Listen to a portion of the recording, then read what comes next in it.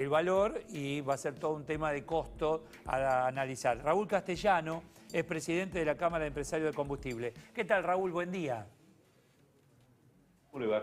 ¿Qué dice? Buen día, no lo escucho bien. Siempre se dijo, está retrasado el valor del combustible, llegó el momento de actualizar. Sí, tal cual se esperaba.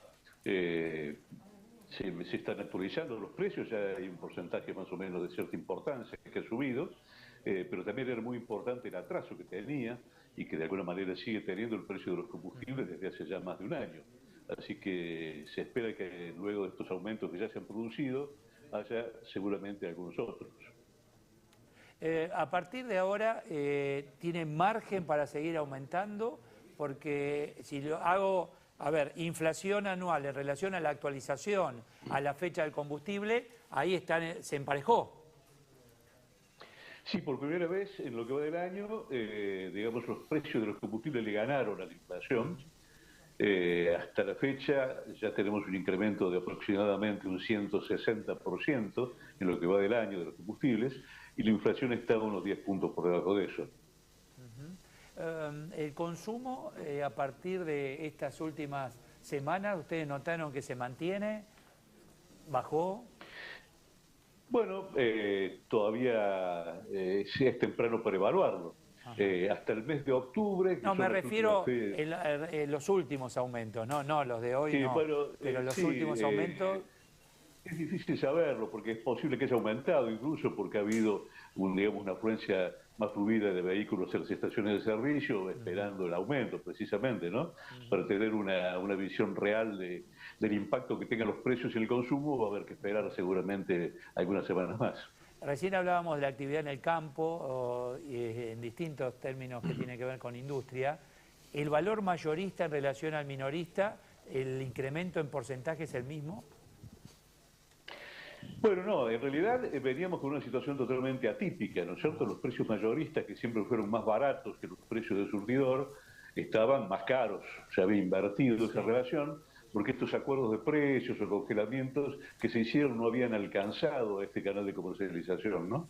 Ahora eso se ha revertido, ya nuevamente hay, en algunos casos está equiparado, en otros casos está más barato el precio nuevamente mayorista con respecto a los precios minoristas o de las estaciones de servicio, ¿no es cierto? Claro. Esa es la situación normal que tiene que darse.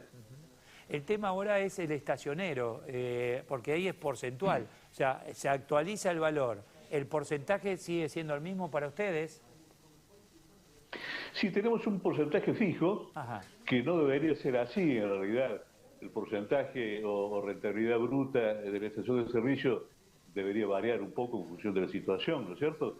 Con todos estos meses que hemos tenido de precios totalmente depreciados, el porcentaje de margen debería haber sido mayor, sobre todo teniendo en cuenta que las compañías refinadoras han tenido algunas compensaciones por este atraso del precio y las estaciones de servicio no. Pero bueno, eso no ocurrió. Estos aumentos de precios que ha habido sí traen un poco de alivio a las estaciones de servicio porque nuestros ingresos son un porcentaje del precio de venta y nuestros egresos están atados a la inflación, ¿no es cierto? Porque son básicamente el costo laboral, mantenimiento y demás, ¿no? Así que esta movida de precios favorece, siempre y cuando que no haya caída de ventas. Hay un tema, lo hemos hablado más de una oportunidad, pero nunca está de más aclararlo nuevamente. Capital Federal tiene un valor, Cruzo la General Paz tiene otro, ¿es el componente impositivo? ¿Tiene que ver con eso?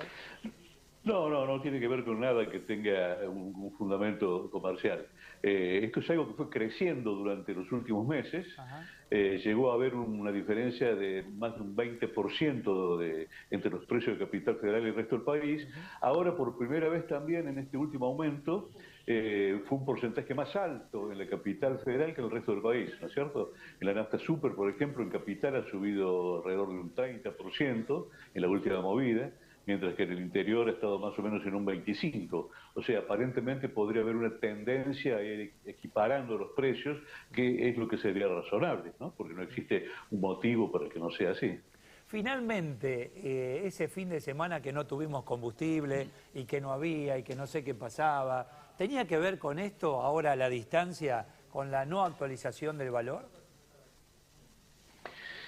Bueno, sí, tenía que ver con eso, seguramente. Me llama un poco la atención digamos, la fuerza con que se dio ese faltante cuando faltaban 3 semanas para las elecciones, ¿no?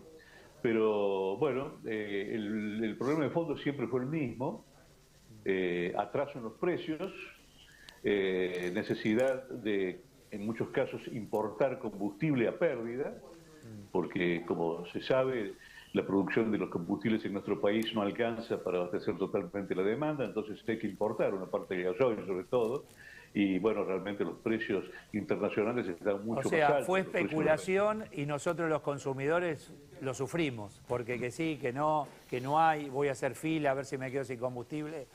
En definitiva y a la distancia fue lo que sospechábamos mucho, especulación. Bueno, no sé si llamarlo así, porque el problema existía y es real, ¿no es cierto? Me parece poco razonable pedirle a las empresas que vendan a pérdida, ¿no es cierto?